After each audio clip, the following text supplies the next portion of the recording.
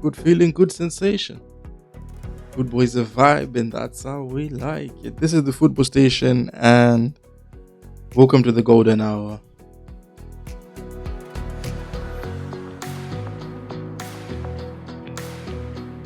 And like always, there is plenty of football to talk about. And as your host, I'll be guiding you throughout all the action.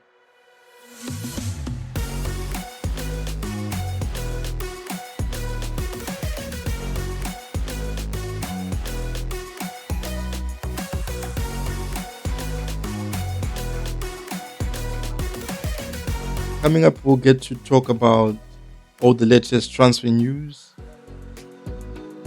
Messi's hat trick, and Portugal's underwhelming performance.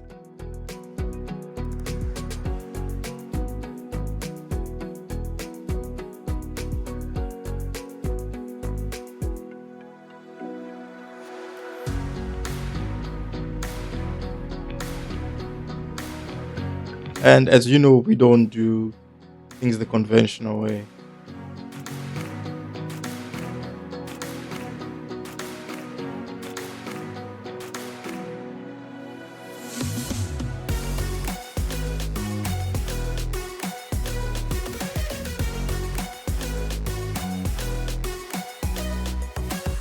We give you football content that you have never received it.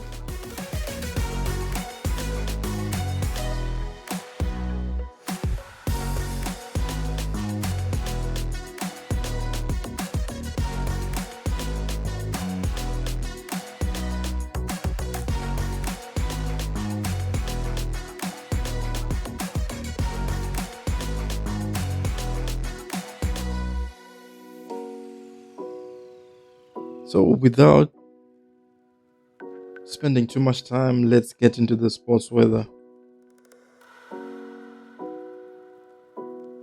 So these are the results of the matches that were played yesterday, and Argentina were 3-0 victors of Algeria. Austria defeated Jordan 3-1. Portugal drew to DR Congo. England were 4-2 victors over Croatia, and the Iraq-Norway match, Haaland's brace gave Norway a 4-1 win.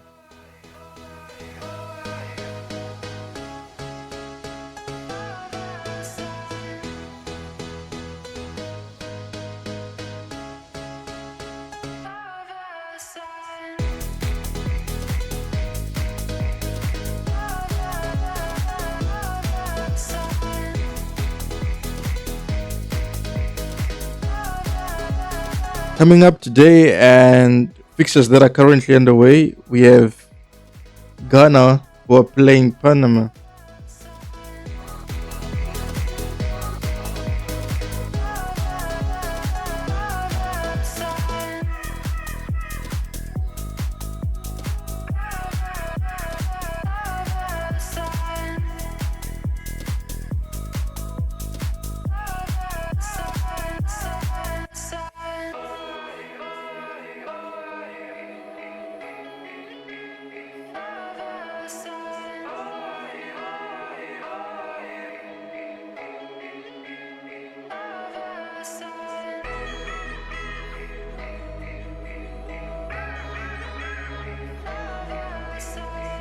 And now we're going to get into the second round of fixtures in the group stages.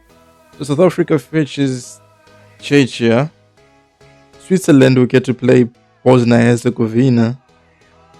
And Uzbekistan will play Colombia.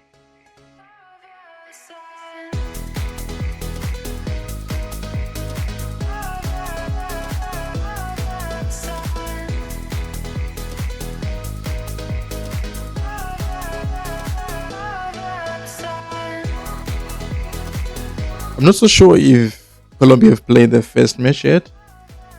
I think they're in that same group as Ghana.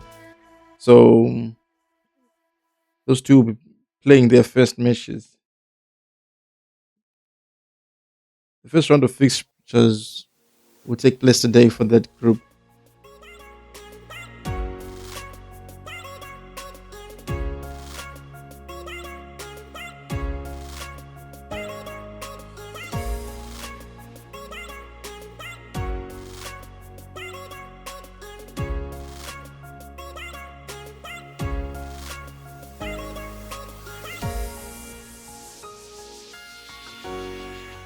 Let me know which team you're supporting.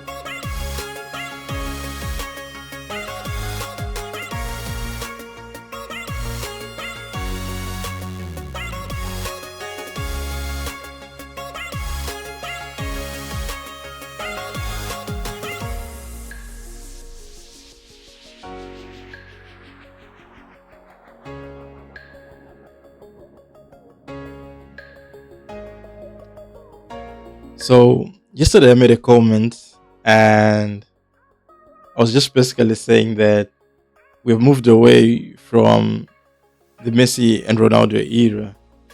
And the point that I was trying to make is we are now in the era of Mbappe and Haaland. And given what they produced yesterday, my argument was on point.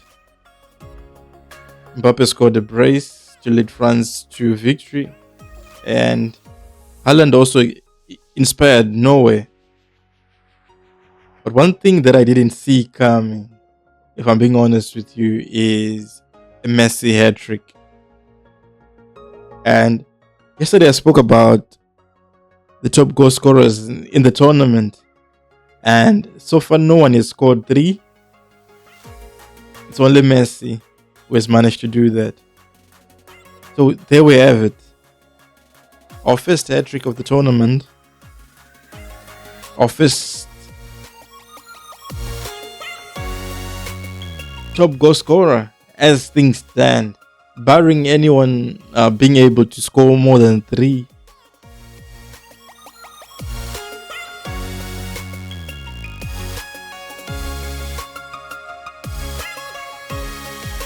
But as far as the first round of fixtures is concerned in the 2026 World Cup, Messi definitely is in that race for the Golden Boot.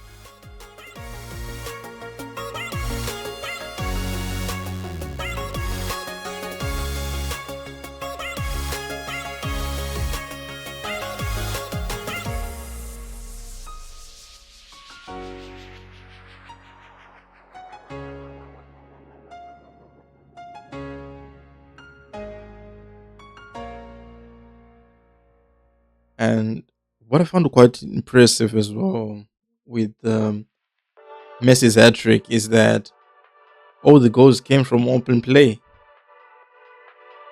You know, sometimes Messi scores from dead ball situations where he scores a free kick and then maybe 1 or 2 of the goals will be from penalties and the other one would come from open play.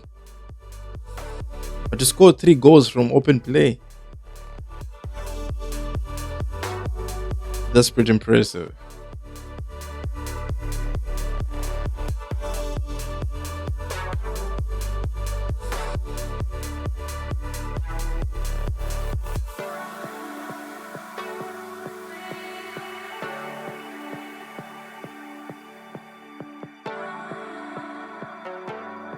Would you say that,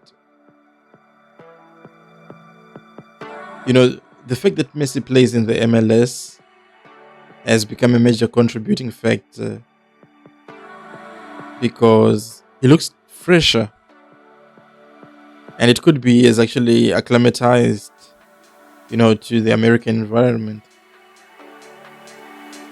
So he's basically more at home than many of the players.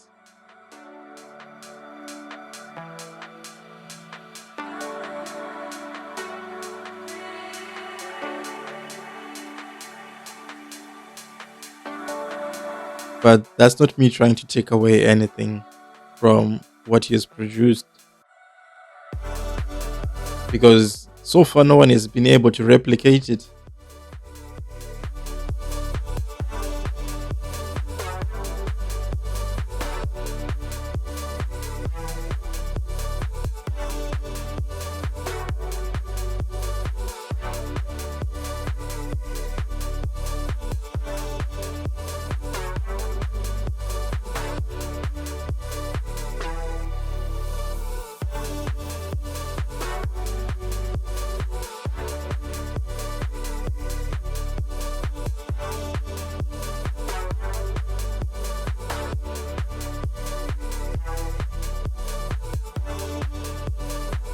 On the other side of the spectrum, Cristiano Ronaldo and Portugal.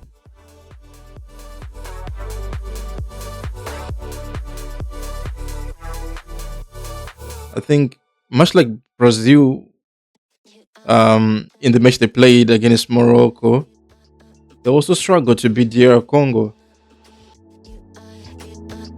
and the stats are not looking good for Ronaldo in his opening match. I was watching some of the highlights, and he missed chances that you'd normally finish.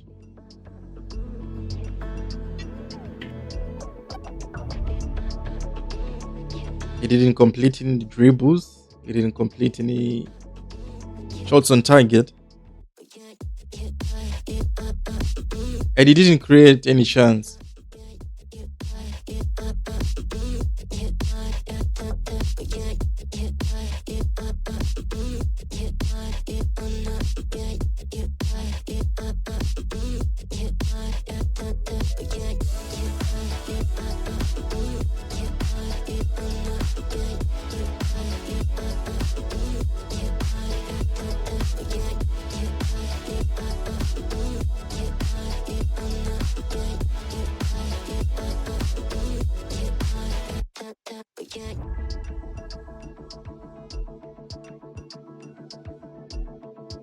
We all know the Messi or Ronaldo debate.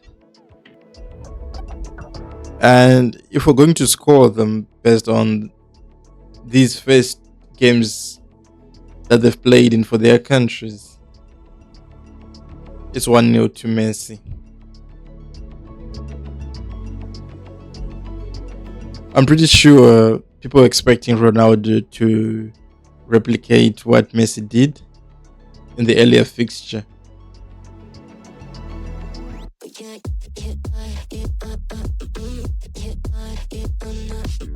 Believe me, that used to happen. That used to happen in La Liga during their prime days. That would have happened.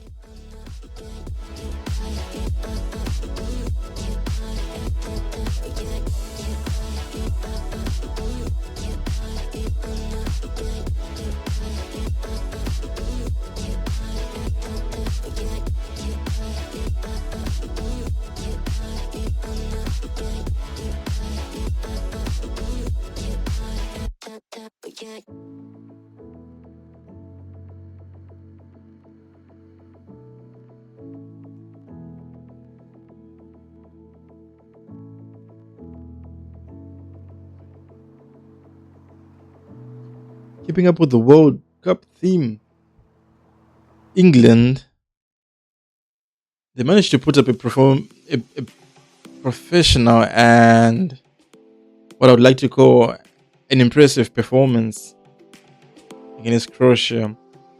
Harry Kane with a double.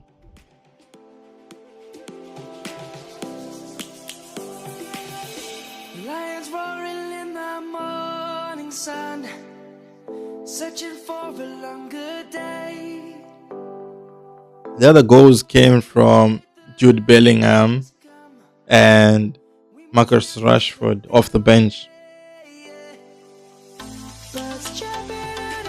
And one thing I would say is England looked fresher. They simply had more energy than Croatia, especially in the second half. I think the substitutes really made a big difference. They looked like um, they were well rested more than their opponents. They looked like, I don't know, they looked like they had a much bigger advantage. They outnumbered Croatia in moments, and I just couldn't figure out what it was. But nonetheless, it's a good result for England. A great start to this World Cup tournament. Lions gonna come. The birds have just begun.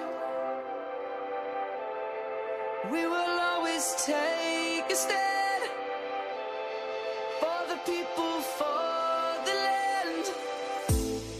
Let's go back to when we were young.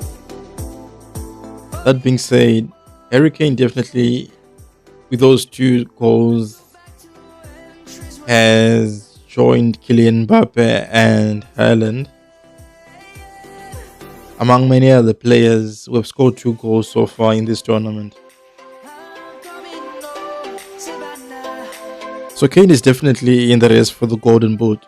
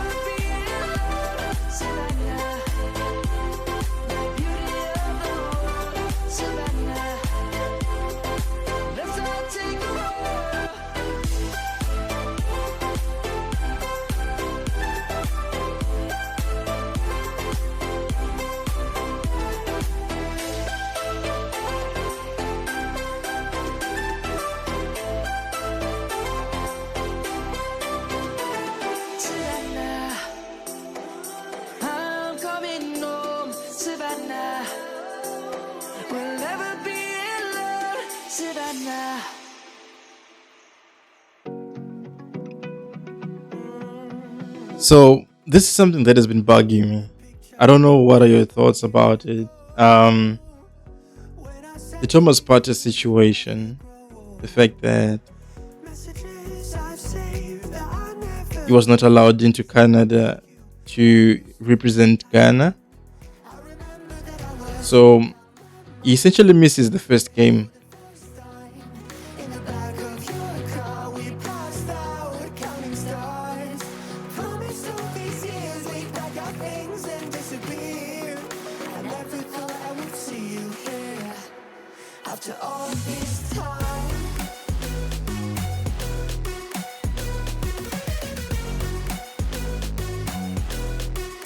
I think there's been a lot of controversial situations, and fans being banned, visas being rejected, and not being able to attend the World Cup, players being sieged and being delayed. So it has been the theme of this World Cup tournament, unfortunately. Unfortunately.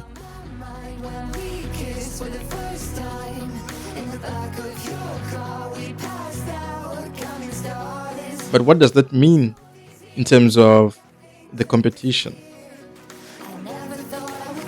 Is it then a fair competition?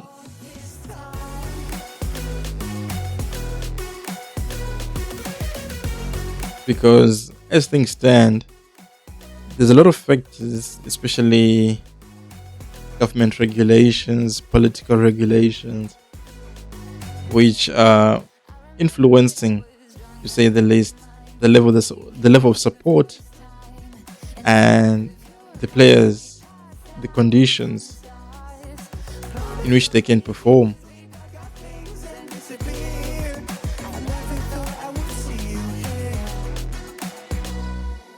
Try to replace you with somebody out there. If I didn't chase you, would you even care? Definitely missing someone like Partey means that the coach will have to make changes to his lineup because he's a key figure in the Canadian national team.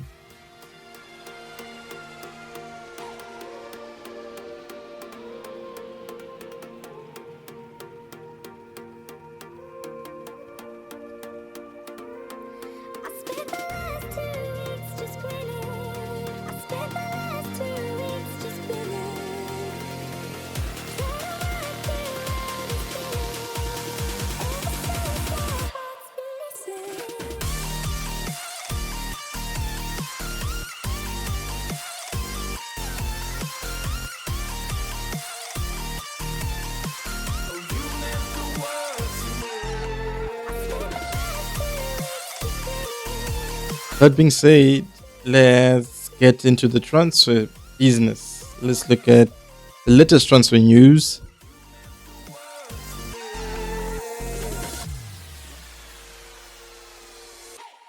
My darling dear, you're never here. When I'm in pain, you hide and disappear. Like shadows in the atmosphere, charting the stratosphere. I prayed for you, and kept you near, in hopes you chase away my fears. I'm on my own, you made it so, and now I'm chasing nightmares. I used to run with you through the great big leaves, laugh at you when you laugh at me. Hope for us because I believe the home is just you and me. I thought you were the one for me. Well, I call this segment of the show Silly Season for a reason. Now, there's been rumors going around of the Alvarez and Gyökeres swap deal. It sounds ridiculous, to be honest. Well, if it happens, as an Arsenal fan, I'll be honest with you.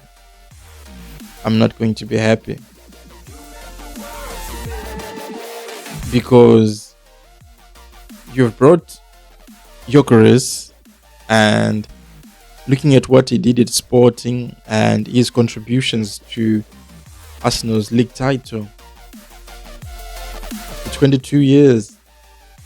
And through all those years, Arsenal have been heading for a striker who will get us to the promised land.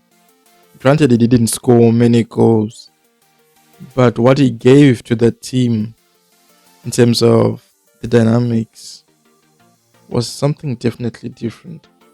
So I think it's silly. To be honest. I don't think it's going to happen. I don't think Arsenal are going to bid for Alvarez using Gyökeres.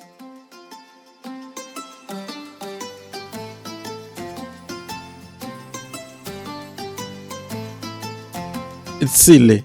It's silly to say the least. Let me know your thoughts. But yeah, that's what is being out there.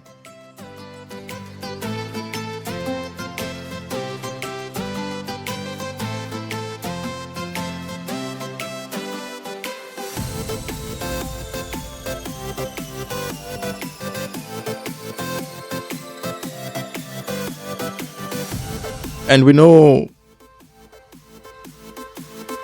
Barcelona had that whole situation with Atletico Madrid for Alvarez. Real Madrid came and they made a bid. It was rejected.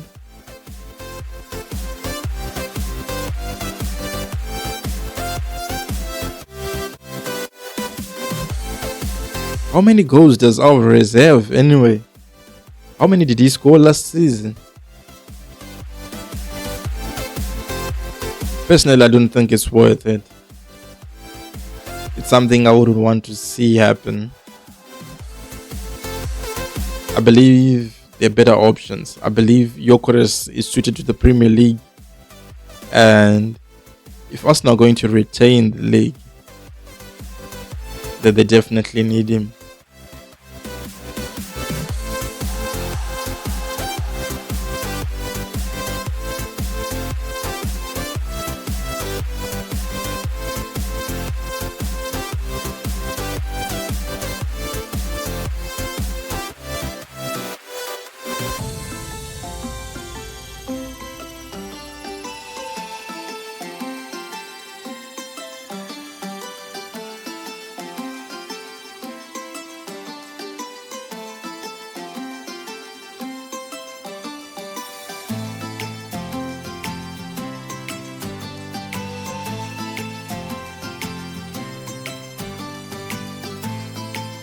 According to Mr. Romano,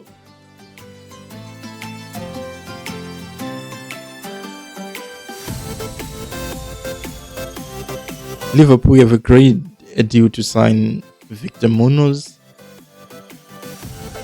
I don't know if that's how you pronounce his name, but yeah, that's what Liverpool have done.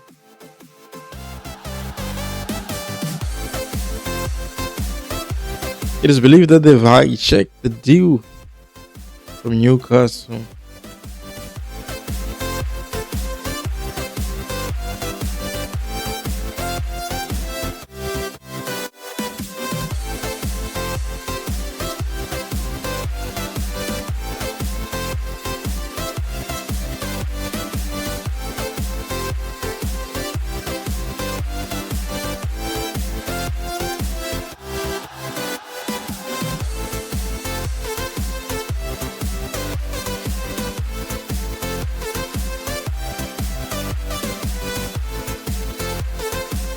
Giuseppe has also been fishing in his old pond.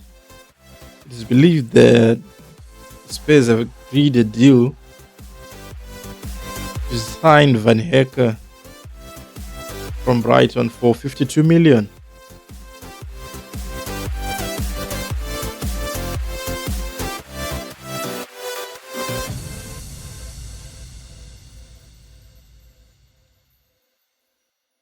It's quite interesting. I always struggle with that, but sometimes those kind of deals they'll work out. He knows the manager. He knows his style of play. I don't know how Spurs fans feel.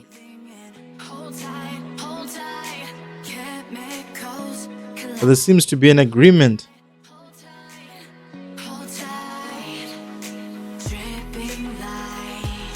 We'll wait for the official announcement from the clubs before confirming anything. I think at this stage, it's just rumors.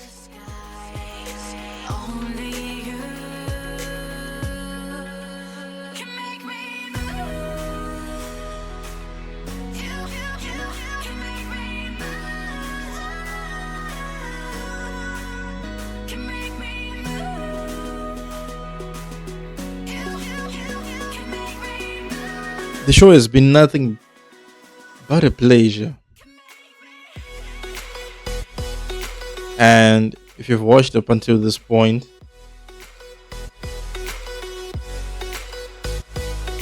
you've definitely made my heart move.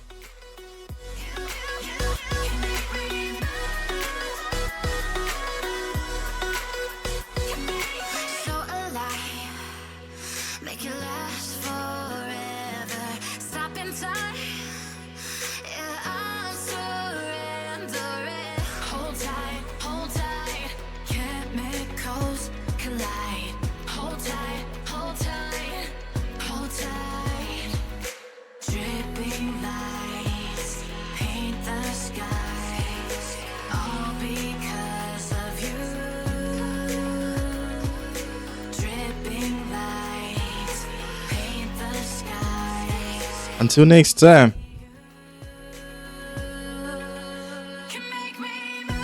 stay blessed.